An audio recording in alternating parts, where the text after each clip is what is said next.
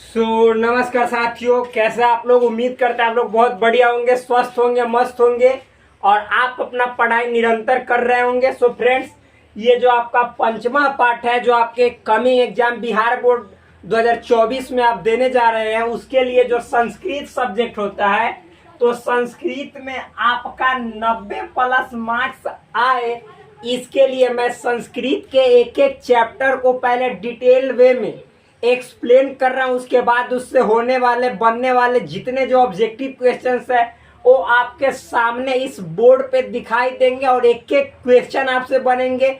जब आप story part को देख लीजिएगा तो ऐसा एक भी नहीं छूटने वाला है जो कि ऑब्जेक्टिव क्वेश्चन आपसे सॉल्व न हो सके। और जितने जो ग्रामर पार्ट है यानी व्याकरण वाले भाग है संस्कृत में जो पूछे जाते हैं, मैंने ऑलरेडी सिलेबस एक्सप्लेन कर दे उसमें बताया था, तो उससे भी एक एक क्वेश्चन डील किया जाएगा और एक एक पार्ट को अच्छा से पढ़ाया जाएगा। आप पहली बार चैनल पे आए हैं तो प्लीज इस चैनल को सब्सक्राइब कीजिए और इस वीडियो को जो अच्छा लगे तब लाइक कीजिए, अदरवाइज लाइक नहीं कीजिए और शेयर अवश्य कीजिए। फ्रेंड्स, देखिए यह आपके जो पाठ्य पुस्तक है उसका दूसरा श्लोक है जो कि भारत महिमा पाठ से लिया गया है। यह श्लोक क्या कहता है सो समझिएगा। पहले इस श्लोक को पढ़ते हैं, उसके बाद इसके अर्थ को और इसके व्याख्या को हम बतलाएंगे। क्या है फ्रेंड्स, श्लोक देखिए। अहो अमीसाम किमकारी, अहो अमीसाम किमकारी शोभनम प्रसन्ना एसाम स्वीदुत स्वयं हरि। पढ़ेंगे, अहो अमीसाम किमकारी शोभनम प्रसन्ना एसाम स्वीदुत स्वयं हरि। फिर उसके बाद यही जन्म, यहाँ पे जो र दिखलाई दे रहा है इसको विसर्ग में बदल देंगे तो यही जन्म लब्धम नृषु भारता जीरे मुकुंद सेवो पैकम अस्पुहा ही न। फिर से पढ़ते हैं, अहो अमीसाम किमकारी शोभनम प्रसन्ना एसाम स्वीदुत स्वयं हरि। यही जन्म लब्धम नृषु भारता जीरे मुकुंद सेवो पैकम अस्पुहा ही न। ये श्लोक है। अब इसके अर्थ को देखते हैं। मैंने इसमें से जो इसका पहला श्लोक था और जो पाठ परिचय इसका भारत महिमा का बताया था, उसमें आपको बताया था कि इस पाठ में विशेषता भारत की महिमा का गुणगान किया गया, यानी भारत की विशेषताओं पर वर्णन किया गया, भारत की खूबियों पर, भारत की खासियत के बारे में बताया गया। तो इस श्लोक के माध्यम से भी इसकी खासियत ही दर्शाई गई है। क्या है सो समझिए। देखिए यहाँ पे बोला जा रहा है कि देवता इस देश का गुणगान करते हुए कहते हैं कि अरे ईश्वर द्वारा कितना सुंदर बनाया गया, क्योंकि जिनका जन्म भारत में हुआ है वे निश्चय ही श्री सेवा के योग्य होते हैं। मतलब इसमें जो ये श्लोक है, ये श्लोक कह रहा है, क्या कह रहा है कि मतलब ध्यान समझिएगा, देवता लोग भी इस देश का गुणगान करते हैं। क्यों करते हैं? क्योंकि ऐसा माना जाता है कि ये जो देश है, ये अपना जो भारत देश है, ये ईश्वर की एक सुंदर कृति है। मतलब ईश्वर द्वारा बनाया गया अद्भुत देश है। यहाँ की अद्भुत एक तरह से बोला जाए तो परंपरा है, संस्कृति है। क्योंकि बोला जा रहा है क्योंकि जिनका जन्म भारत में हुआ है वे एक तरह से देखा जाए तो सेवा के पात्र हैं। क्यों सेवा के पात्र है? तो मैंने ऑलरेडी बताया, क्योंकि इस देश की रचना स्वयं ईश्वर ने की है, स्वयं ईश्वर की बनाई हुई कृति है। अब यहाँ पे ईश्वर कहने का मतलब ये नहीं समझ जाइएगा कि भगवान अद्भुत माया से इसकी रचना की, गलत। कहने का मतलब है यह ऋषि महर्षियों की तप की भूमि है। यहाँ पे पुराने समय में, प्राचीन काल में जितने जो ऋषि हुए, महर्षि हुए, वे अपने तप से इस देश की, इस भूमि की गरिमा को बहुत आगे बढ़ाए। देखिए स्वामी विवेकानंद को देखिए, ये कितने अच्छे लोग हैं।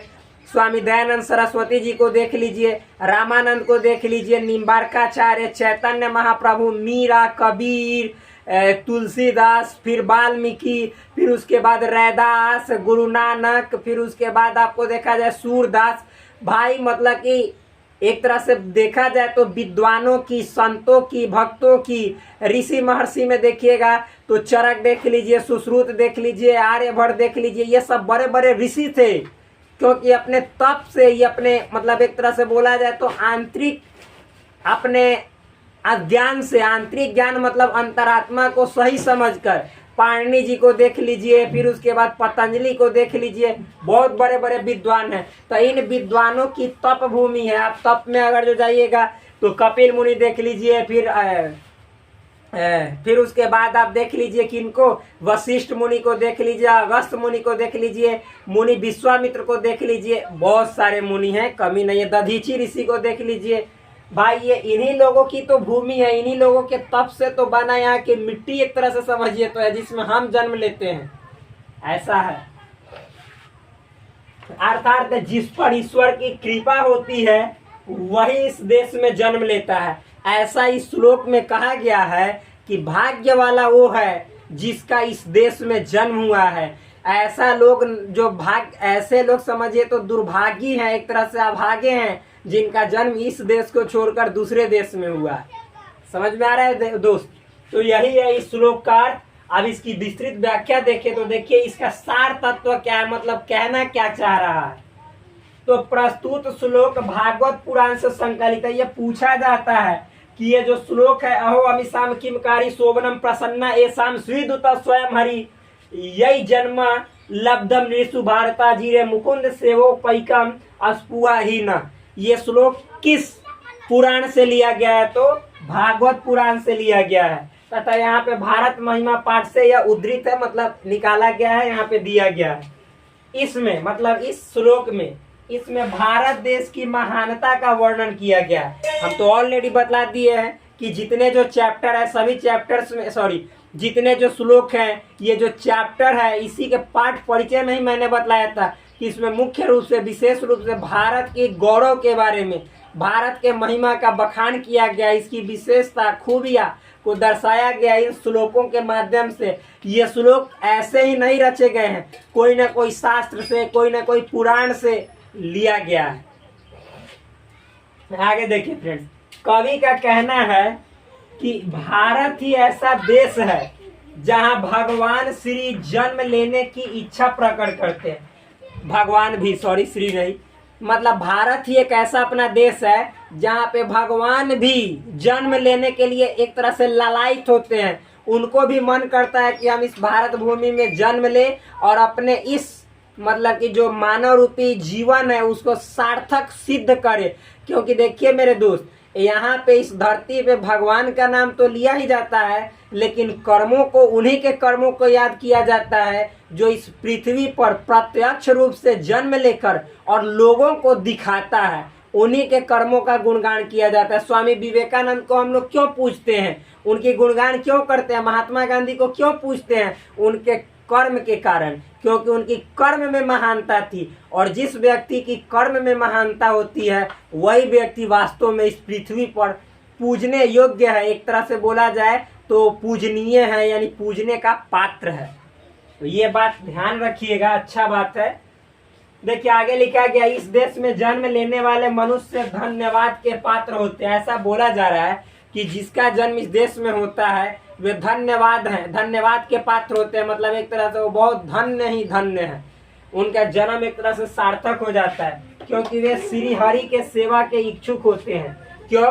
क्योंकि ऐसा बोला जा रहा है कि जो इस धरती पे, इस पृथ्वी पे जन्म लेते हैं और उसमें भी भारत देश में जन्म लेते हैं, उन लोगों को ऐसा माना जाता है कि वो धन्यवाद के पात्र है। क्यों? क्योंकि ऐसा कहा जाता है कि उनका जन्म होता है और वो बचपन से ही उनका ऐसा संस्कार मतलब दिया जाता है उनको, या फिर उनकी संस्कृति ही ऐसी है जिसमें मतलब एक दूसरे का रिस्पेक्ट तो है ही, साथ ही साथ ईश्वर के प्रति समर्पण भाव सब कोई के प्रति रहता है। मतलब सब कोई के पास रहता है। भाई सचमुच भारत देश में एक एक इंसान के अंदर अगर जो भावना चेक किया जाए तो ऐसा मालूम चलेगा वे अपने अपने इष्ट के प्रति समर्पित रहते हैं। मतलब एक तरह से ईश्वर के प्रति, जैसे हम लोग यदि देखें तो हम लोग श्री राम को मानते हैं, मतलब फिर उसके बाद श्री हनुमान को मानते हैं, वैष्णव संप्रदाय वाले वैष्णव को मानते हैं, शैव संप्रदाय वाले शैव को मानते हैं। ऐसे तो हमारे लिए सबको ईश्वर ही है, लेकिन हम लोग मतलब राम का नाम लेते, कहते हैं राम से ही सब काम होगा। तो भाई मेरे मतलब कि एक तरह से देखा जाए सब हरि के रूप ही है, हरि के ही रूप है। कैसे बोला जाता है, हरि अनंत हरि कथा अनंत, कहीं सुनहि बहुविधि सब संता, राम सिया राम जय जय राम। तो ऐसे कहा जाता है, मतलब एक तरह से देखा जाए तो हरि के ही रूप है। हम लोग भी ऐसे, यहाँ तक कि हम लोग भी क्या है तो हरि के ही रूप है। सो आगे देखिए फ्रेंड्स, ऐसा बोला जा रहा है कि जिन लोगों ने यहाँ जन्म लिया उनमें स्वयं भगवान भी है। मतलब यहाँ पे बोला जा रहा है कि जिन लोगों ने यहाँ जन्म लिया उनमें स्वयं भगवान भी है। उन्होंने मानव रूप में अवतरित होकर यहाँ की भूमि को पवित्र बना दिया। इन्हीं विशेषताओं के कारण देवता इस देश का गुणगान करते हैं। इसका मतलब समझिए, जैसे बोला जा रहा है कि जिन लोगों ने इस इस भारत देश में जन्म लिया, स्वयं भगवान भी यहाँ पे मानव रूप में अवतार लेकर, और जो असत्य था उसको सत्य पे, मतलब एक तरह से देखा जाए असत्य पर सत्य की जीत साबित करके लोगों को यह साबित करके दिखाए कि हम मानव जीवन भी असत्यता को नष्ट करके और उसमें सत्यता का पताका यानी सच्चाई की जीत का पताका लहरा सकता है। तो ये ईश्वर स्वयं करके दिखाए। इससे और इस धरती की, इस भूमि की जो पवित्रता है, जो एक तरह से बोला जाए तो इसकी विशेषता है, जो विशिष्टता है, वो और बढ़ गई। सो फ्रेंड्स, यहाँ पे यही है, मतलब इतना जो एक्सप्लेन किए हैं बहुत अच्छे तरीके से आपको समझ में आया होगा। मुझे नहीं लगता है कि आपको कहीं भी किसी प्रकार की समस्या हुई होगी। सो फ्रेंड्स, इस वीडियो को करते हैं यहीं पे समाप्त। फिर मिलते हैं आपसे नेक्स्ट वीडियो में। तब तक के लिए पढ़ते रहिए अच्छे से, शांति से। धन्यवाद फ्रेंड्स, जय हिंद साथियों।